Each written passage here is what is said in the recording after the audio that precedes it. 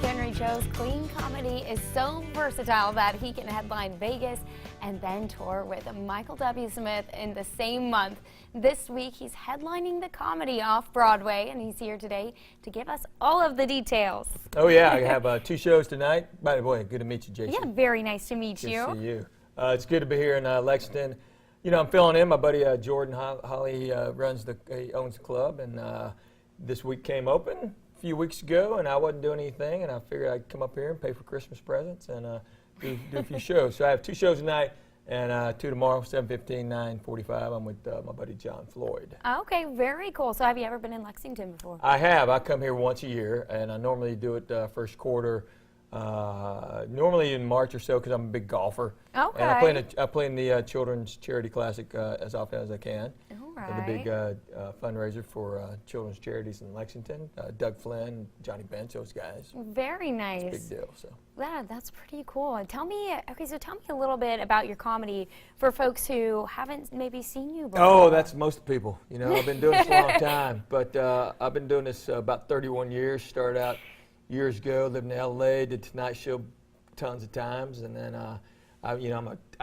right now I'm a husband, dad, comedian, kind of in that order. So kind of pulled back, but you know, I just tell stories. You know, I tell stories about growing up. I was born and raised in Knoxville, Tennessee. Okay. I'm Korean, but I'm from Tennessee, so I'm South Korean. See how that works? Okay, good. So you know, and there's my first 2 jokes growing up were was talking about growing up being the only Asian kid in Knoxville, because remember as boys we played Army as a kid, and since I was the only Asian guy, I hated that game. And then we play Cowboys and Indians. I hated that too because I was always the cook. So those are my 2 first jokes. Well, very cool. I like it. So I guess a lot of your jokes come from personal experience? Yeah, they all do. You know, my act has always reflected my life. So when I was young and single, it was all about young and single, and you know, and I'd be firing on you like all get out. But now that I'm old guy and married, I talk about my family. You know, I got 3 kids. I have 2 boys and a little girl.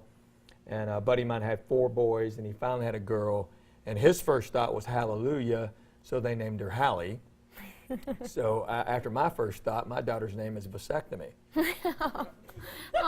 Thank you. Got a big laugh from the crowd. Okay. I like it. So see, that's how that works. So anything that reflects, and that actually happened is a true story, because I was standing in the parking lot at church, and my buddy told me, you know, we named her Hallie because I said hallelujah, and I just said, riff, my wife is still pregnant. I said, well, I'm going to name her vasectomy. Just joking. And it became part of the show.